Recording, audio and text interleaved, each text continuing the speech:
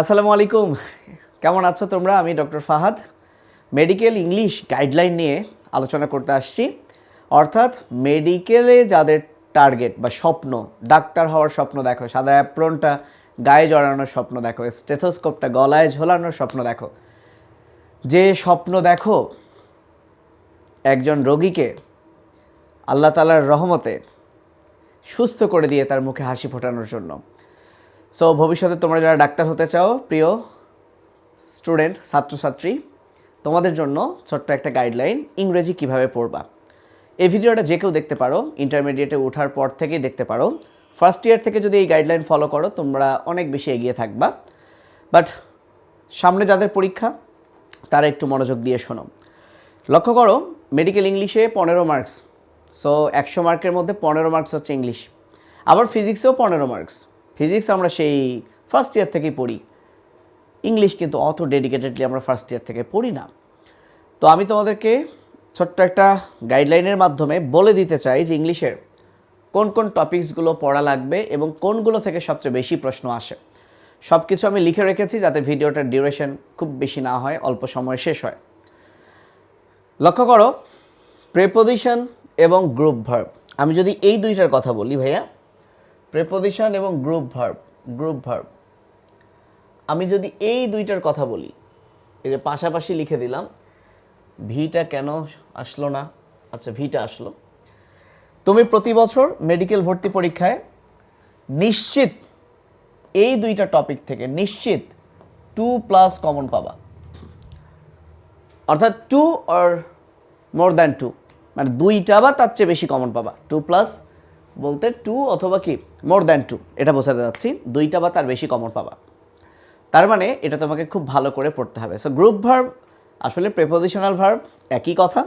কেউ কেউ গ্রুপ ভার্বের প্রশ্নটাকে প্রেপোজিশনের মধ্যে অ্যাড করে নেয়।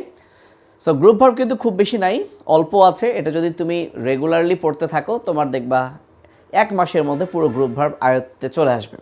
ঝামেলা হলো অ্যাপ্রোপ্রিয়েট প্রেপোজিশন। এটাও আসলে চর্চার বিষয়, বারবার তোমাকে প্র্যাকটিস করতে হবে। যেমন ধরো অ্যাকাস্টমড, এরপরে টু বসে, তোমাকে না বারবার বলতে হবে accustom two, accustom two, accustom two, right? এমনভাবে বলবা যাতে অ্যাকাস্টম শব্দটার মানে উচ্চারণের সাথে সাথেই অটোমেটিক্যালি তোমার কি টু শব্দটাই মাথায় আসে। সো আমরা অনেকেই এভাবে পড়ি যে dash dash dash dash dash, এই শব্দগুলোর পরে ইন বসে, এই শব্দগুলোর পরে ফ্রম বসে, রাইট? সো এইভাবে পড়লে কিন্তু ঝামেলা। ধরো রিফ্রেইন ফ্রম, তো তুমি এরকম অনেকগুলো শব্দ আছে যেগুলোর পরে ফ্রম বসে, সবগুলো শব্দ পড়ে তারপর বললে এদের পরে ফর্ম বসে, মানে ফ্রম বসে। তো এইটা কিন্তু হইল না, বরং তোমাকে বারবার বলতে হবে refrain from, refrain from, refrain from, abstain from, abstain from, abstain from. Okay, তার মানে অ্যাবস্টেইন শব্দ শোনার সাথে সাথেই যাতে তোমার মনে আসে ফ্রম। সো এইগুলো যদি তুমি ডে 1 থেকে অর্থাৎ এইচএসসিতে ওঠার পর থেকে করতে থাকো, দেখবা যে তোমার এগুলো এমনি আয়ত্তে চলে আসছে। বাট তুমি যদি ইন্টারমিডিয়েটের পর এসব পড়তে যাও, দেখবা আমরা সবাই বায়োলজি, ফিজিক্স, কেমিস্ট্রি নিয়ে খুবই ব্যস্ত হয়ে যাই, তখন এগুলো আর ওইভাবে পড়ার সময় থাকে না। কিন্তু তারপরেও কিন্তু একবার হলেও পড়তে হবে যারা তোমরা সামনে ভর্তি প্রস্তুতি নিতে যাচ্ছ। তো দুইটা তো গেল, এবার আসো সিনোনিম, অ্যান্টোনিম থেকে এভরি ইয়ার মিনিমাম একটা প্রশ্ন আসবে, কিংবা তারও বেশি আসতে পারে। তার মানে তুমি এখান থেকে একটা কমন পাবা। পার্টস অফ স্পিচ থেকে তুমি তো একটা কমন পাবা, 1 থেকে প্রায় তুমি 4টা প্রশ্ন কমন পেয়ে যেতে পারো পার্টস অফ স্পিচ থেকে। মিনিমাম তো একটা পাবাই, 4টা পর্যন্ত পেয়ে যেতে পারো। এরপরে যদি তোমাকে আমি বলি phrases and idioms and clause, এটা থেকেও তুমি 1 থেকে 2টা প্রশ্ন কমন পাবে। ভয়েস ন্যারেশন থেকে একটা প্রশ্ন পেলেও পেতে পারো।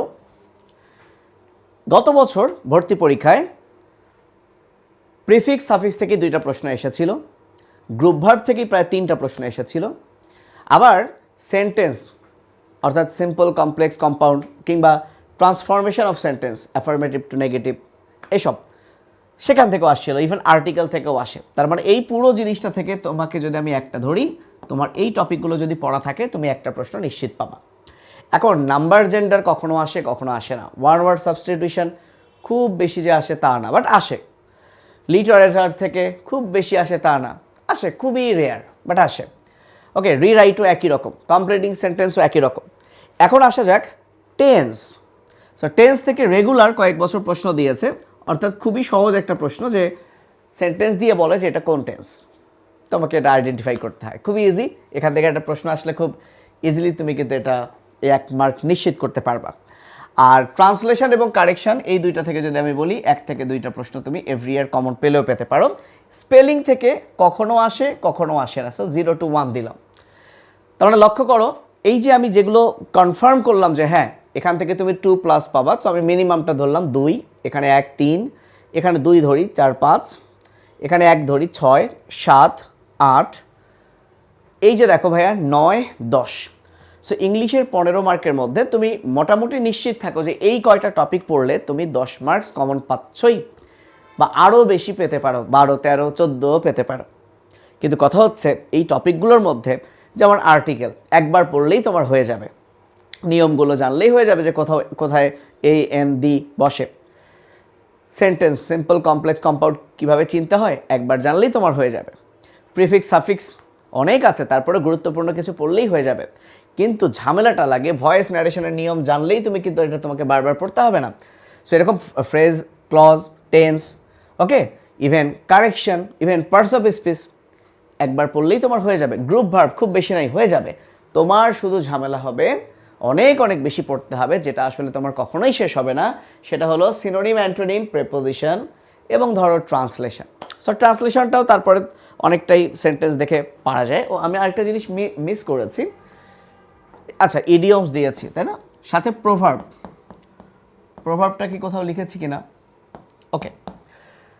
তো এই যে টপিকগুলো বললাম, তাহলে তোমার কি উচিত, অবশ্যই এই টপিকগুলো একবার করে দেখে যাওয়া এবং ডেইলি তোমার অ্যাপ্রোপ্রিয়েট প্রেপোজিশন, সিনোনিম, অ্যান্টোনিম এগুলো কিন্তু ডেইলি পড়া। তুমি যদি প্রতিদিন 10টা করেও পড়ো তাহলে দেখবা যে তোমার হাতে যদি 3 মাস থাকে, 3 মাসে যদি 90 দিন হয়, তাহলে তোমার কিন্তু 900 গুরুত্বপূর্ণ ভোকাবুলারি, সিনোনিম, অ্যান্টোনিম, প্রেপোজিশন কিন্তু পড়া হয়ে গেল।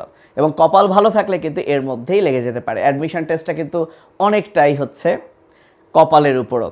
সো দেখা গেল তুমি অনেক পড়াশোনা করেছো, কিন্তু যেটা ভুলে গেছো পরীক্ষায় সেটাই আসছে, তোমার কপালেই নাই। আবার দেখা গেল তুমি অনেক কিছু বাদ দিয়েছো, কারণ সব কিন্তু পড়ার সুযোগ হয় না এই অল্প সময়ের মধ্যে। কিন্তু আল্লাহ তাআলা চেয়েছেন অল্প পড়েছো, বাট যেটুকু পড়েছো ওইটুকুর মধ্যেই পরীক্ষায় চলে আসছে, বা যেটুকু মনে আছে সেটাই পরীক্ষায় চলে আসছে। সো এই কারণে বেশি বেশি কিন্তু সৃষ্টিকর্তার কাছে দোয়া করা, বাবা মায়ের কাছে দোয়া নেওয়া, এবং এই জার্নিতে সবসময় একটা জিনিসই মাথায় রাখা যায়, হ্যাঁ ইনশাল্লাহ আমি পারবো। কারণ তুমি যদি আগেই হতাশ হয়ে যাও আমি পারবো না, তাহলে এই হতাশা তোমাকে কিন্তু আরও পিছিয়ে দিবে।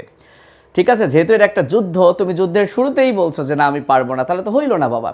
তুমি সাহস নাও, ঠিক আছে। যদি প্রতিপক্ষ, এখানে তো আসলে ওইরকম কোনো মানুষ নাই প্রতিপক্ষ যে তোমার সাহস দেখে উনি পিছিয়ে যাবে, বাট তোমার সাহসটা অন্য কাউকে পিছিয়ে না দিলেও তোমাকে অনেক বেশি এগিয়ে নেবে, এটা আমি হলফ করে বলতে পারি। সো ভাইয়ারা, আশা করি বুঝতে পারছো যে কোন টপিকগুলো তোমাদেরকে অবশ্যই ভালো করে পড়তে হবে, এবং এর মধ্যে অনেক অনেক ক্লাস ফ্রিতেই ইউটিউব চ্যানেলে খুব সহজে শর্টকাটের মাধ্যমে কিভাবে দেখেই আনসার করতে পারবা আমার ইউটিউব চ্যানেলে কিন্তু দেওয়া আছে। আমি লিঙ্কটা কিন্তু আমার ডেসক্রিপশন বক্সে দিচ্ছি।